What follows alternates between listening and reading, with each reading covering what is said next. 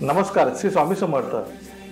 आरंभ या यूट्यूब वाहिनीवर आपल्या सर्वांचं पुन्हा एकदा स्वागत आहे. मित्रांनो, मी चंद्रकांत मिस्त्री.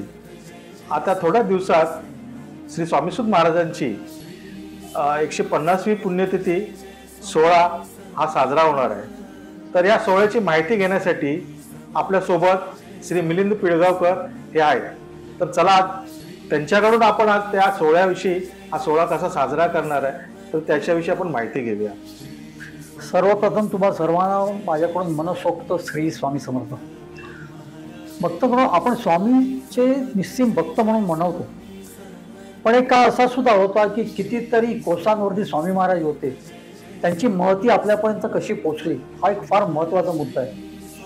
आपल्यासारखे मुंबई पुणेकरांच्या बाबतीत जर म्हणायला गेलो आपण, तर आपल्यापर्यंत स्वामी महाराज आपल्यापर्यंत कसे पोचले तर ते केवळ आणि केवळ गुरुदेव श्री स्वामी सुतांमुळे. आपण स्वामी सुतांच्या बद्दल फार कमी ऐकलं असेल किंवा ऐकूनही सुद्धा असाल. पूर्वी स्वामी सुत महाराजांना स्वामी महाराजांनी सांगितलेलं की तू दर्या किनाऱ्यावर मुंबईला जाऊन मठाची स्थापना कर, आणि त्यानुसार त्यांनी ते स्थापना केली. आता स्वामी सुतांना काही लोकांनी नावं सुद्धा ठेवली, त्यांची निंदा सुद्धा केली. पण हे निंदक जेव्हा स्वामी महाराजांकडे अक्कलकोटला जायचे तेव्हा महाराज त्यांना जवळ येऊन देत नसत. ते सांगायचे आधी स्वामी सुतांकडे जा, मग माझ्याकडे ये. माझ्या पोराला नावं ठेवून माझ्याकडे येतोस काय?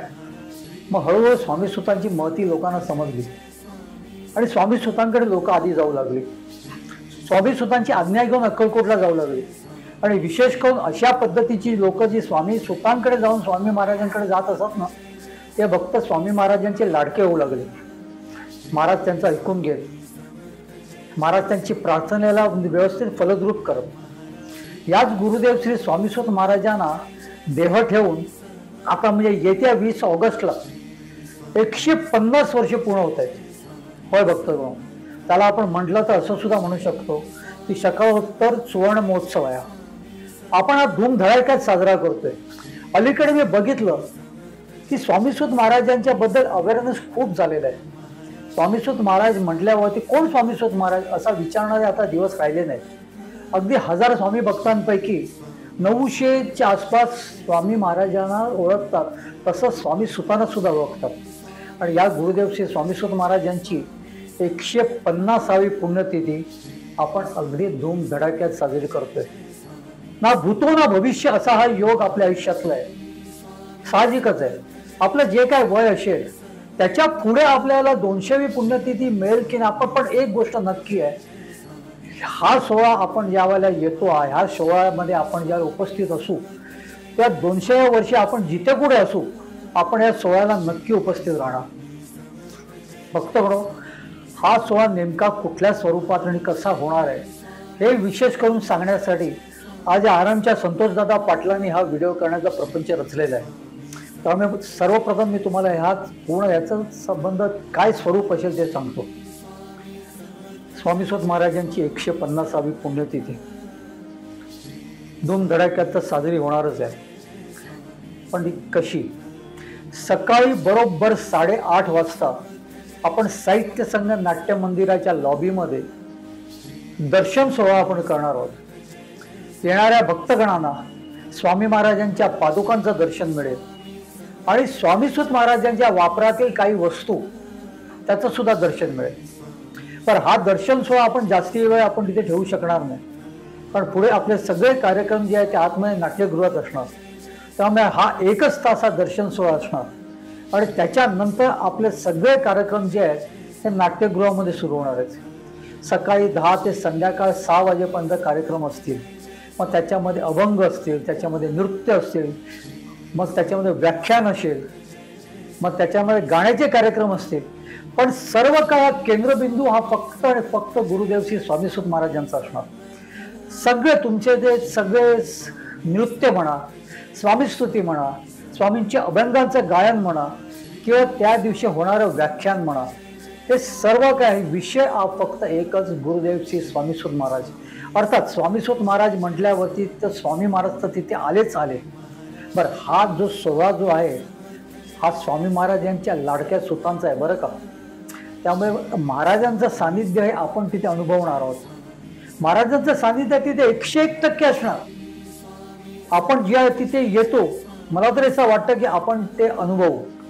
महाराज इथे आहेच, गुरुदेव श्री स्वामीसुत महाराज सुद्धा तिथे असणार, त्याबद्दल ती मात्र शंका आणू नये. फक्त म्हणून सकाळी 10 वाजता जो कार्यक्रम सुरू होणार तो गणेश वंदनाने होणार, आणि संध्याकाळी जो कार्यक्रमाची काय सांगता होणार, म्हणजे कार्यक्रमाची सांगता नाही, ते तिथे जे काय होणारे जे काय संबंध नृत्य आणि गायन वगैरे जे काय असेल त्याची सांगता जी होणार ती बरोबर 6च्या सुमारास होणार.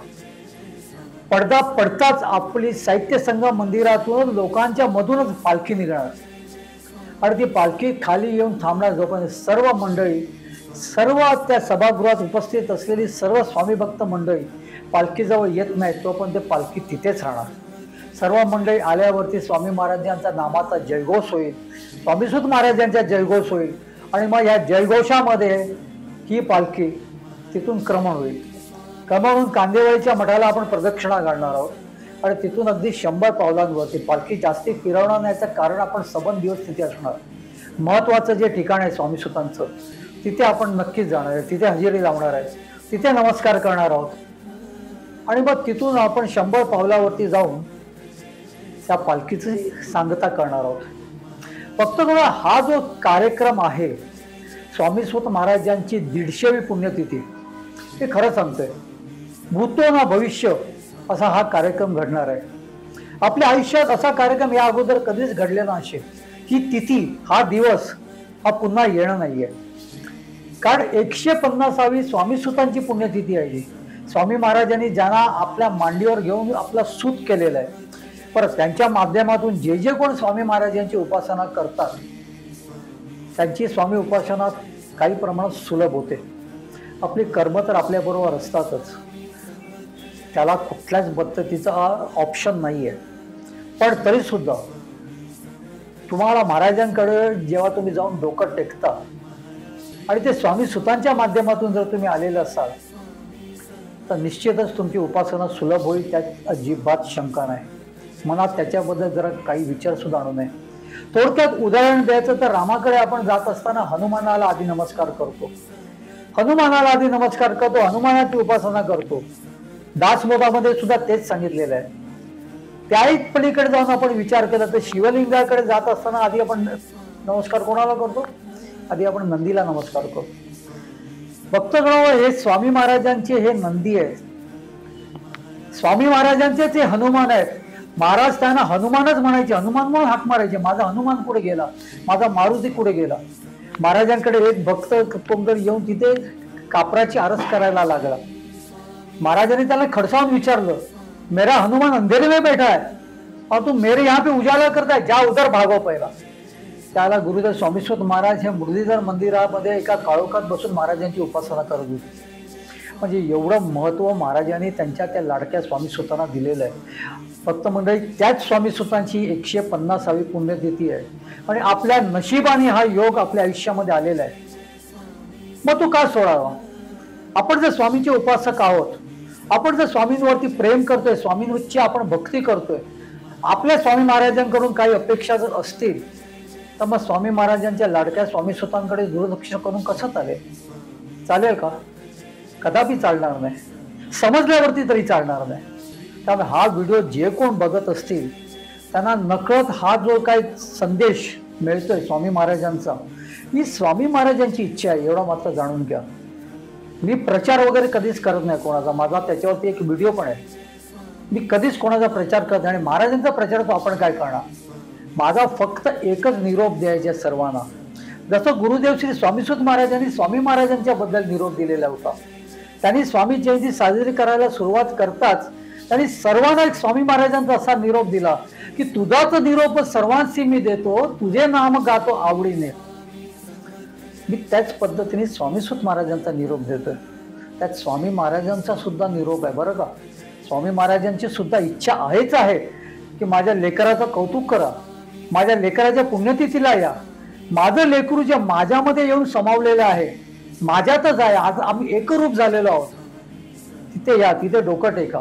आणि हा डोकं टेकण्यासाठी हा 20 ऑगस्टचा जो दिवस आहे त्याच्यासारखा दिवस पुन्हा नाही येणार, आपल्या तरी आयुष्यात नाही येणार. आपण काय करूया, आपण तो सोहळा साजरा करूया. पण आताच्या पिढीला सुद्धा एक संदेश देऊया.